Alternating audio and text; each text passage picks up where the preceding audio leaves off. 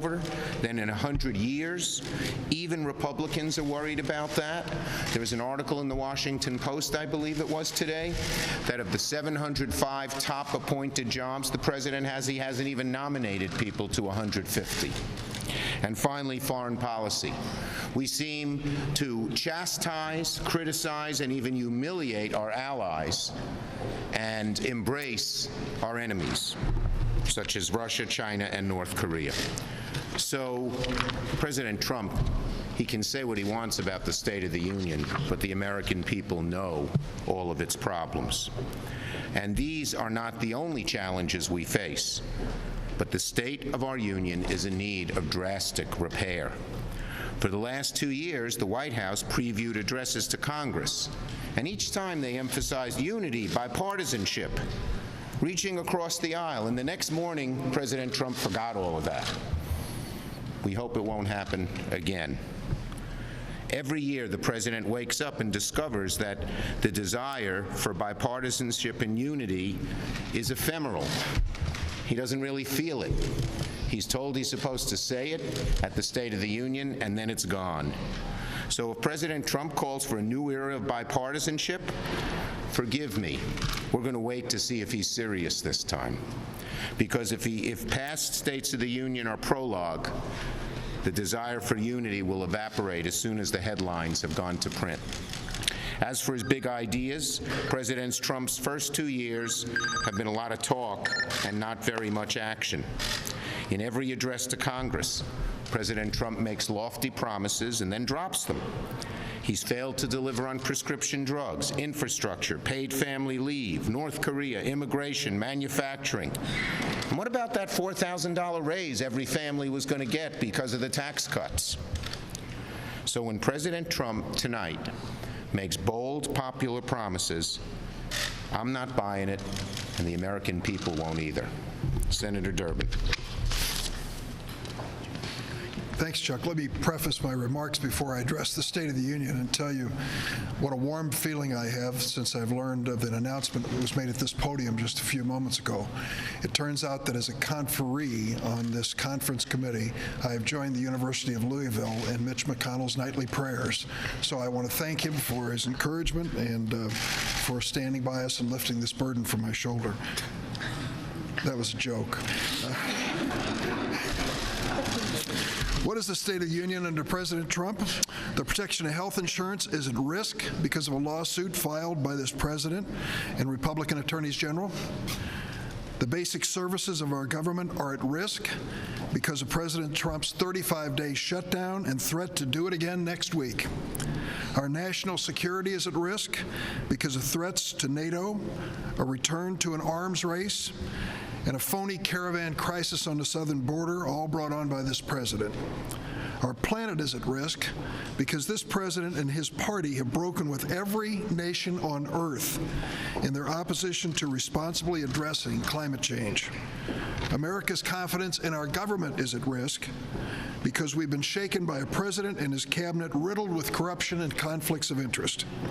When this president says his administration is unlike anything in the history of this country, there is no argument he's right. Senator Murray, one of 4 very good leaders standing here. President Trump spent a lot of time on the campaign trail making promises about what health care would look like if he was elected. He insisted that he would repeal Obamacare on day 1 and gut women's access to health care providers that they trust. He assured families that under Trump care they would get better, cheaper health care, and he insisted he would dramatically lower the costs of prescription drugs. 2 years later, thanks to the incredible courage and advocacy of patients of all ages, all parts of the country, and all backgrounds, President Trump was not able to take away tens of millions of families' health care, rip protections away from hundreds of millions of people with pre-existing condition, and throw health care in our country into complete chaos. And women and men have stood strong and made clear Planned Parenthood is not going anywhere. But the tragic reality is that, without a doubt, as a result of President Trump and Republicans, health care in our country is now headed in the wrong direction fast. Just last month, new data showed the uninsured rate is at a 4-year high.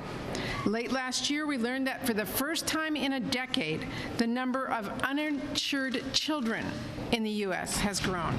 Too many families' costs continue to go up, especially for prescription drugs that so many people rely on. And people with pre-existing conditions, young adults nearing the age of 26, women who've benefited from having their birth control covered are wondering what the Republican lawsuit in Texas which could take away all those protections, will mean for their health care and their bank accounts in the future. Unfortunately, for so many people across the country, the state of health care under President Trump is higher costs, lost coverage, and worry about what else is around the corner. This is deeply harmful, it is unacceptable, and it is why Democrats are going to continue to hold President Trump accountable for the damage he's doing and asking any Republican who truly cares about lowering families' health care costs and improving quality of care to work with us, because there are steps we could take right now to stop rolling back some of the ways President Trump's policies have hurt our families, steps that would take us towards ensuring every family got affordable coverage and the peace of mind that comes with that. That's why we are working together, and while I unfortunately do not expect President Trump's remarks tonight to move us in that direction, we're not going to stop trying. Senator Stabenow, Thank you. the fifth member of our leadership team. That's right. Tonight, President Trump is going to tell us that thanks to him, the State of the Union has never been stronger. He may say it's the best in the history of the world. However, if you want to know the real state of the economy, you should come to Michigan and talk to working men and women in Michigan or working men and women across the country. They're working harder than ever before and still not getting ahead. The cost of everything keeps going up while their paychecks are not keeping up. Thanks to President Trump's huge tax giveaway, corporate shareholders keep getting richer while too many workers don't make a decent wage. If we want a stronger American economy, then we need to invest in our workers. One example of many ways that working people are now being hurt because of the tax bill. While Republicans refuse to close the tax loopholes that allow companies to ship jobs overseas, in other words, we as taxpayers pay for that move, the Republicans did take away the deduction for working men and women if they need to move across the country in order to be able to find a new job. Republicans also stopped the deduction for workers to deduct their tools and their equipment as a business expense, but not other business expenses. So if you're an electrician, if you're a plumber, if you're another working professional, you're going to pay more taxes when you file this year. We also need to end waivers and exemptions that allow federal agencies to skirt Buy America laws. From 2008 to 2016, federal agencies spent over $92 billion on federal contracts because of Buy America loopholes. That's $92 billion that should have been spent on American products made by workers and businesses in Michigan and across the country. And President Trump again issued an executive order to get a report on how things were going after the last executive order he did a year ago to issue reports hasn't even been released yet. So talk is cheap on this one, and American workers are waiting to see when that $92 billion is going to be invested in America. We can't have a strong American economy without investing in our workers, in our families, in our American businesses, and our communities. Actions speak louder than words, and frankly, people in Michigan are waiting. Okay, questions? Yes. You and the president have already been trading barbs this morning ahead of the speech tonight. Given this level of discourse, do the president's calls for unity tonight stand a chance? Well, the president hasn't been acting on unity for 2 years, up and down the line.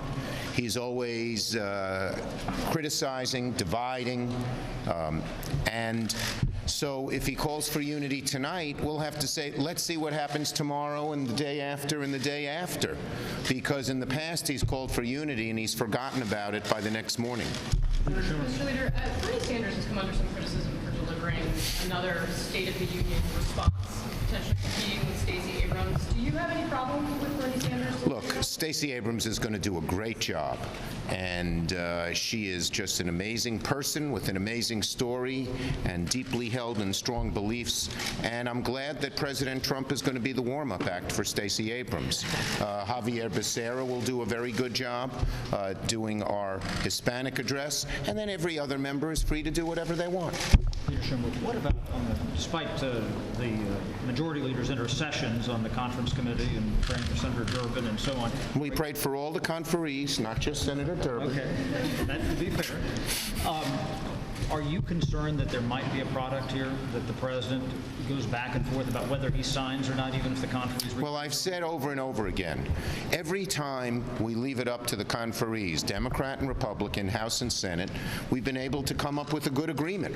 It's when the president interferes that there's a problem. So my advice to the president, you don't want to shut down the government. If you don't want to have to declare a national emergency, which I am opposed to and I don't think will happen, stay out of it. Let the Senate and House work their way, and we can succeed. Taylor. On that front, Senator McConnell just said a few minutes ago that it's his preference to let the conferees reach a deal as opposed to insisting on a deal that Trump would indicate he would sign. How does that affect? Well, we'll wait and see, but as I said a minute ago, if the president stays out of it, it makes the chances of us getting a deal far, far more likely. Last question. You mentioned in your opening the idea of how many vacancies there are in the Trump administration. How much of the concern is it that there are so many vacancies in key positions in key agencies that you don't have? There's a great concern that some of the major positions in this government are not filled or fulfilled by actings who don't have the same authority. And it's an example, one of many, of the incompetence, the chaos in this administration, which we haven't seen in 100 years. Thank you, everybody. Expected to call for passage of USMCA. Is that something Democrats will support?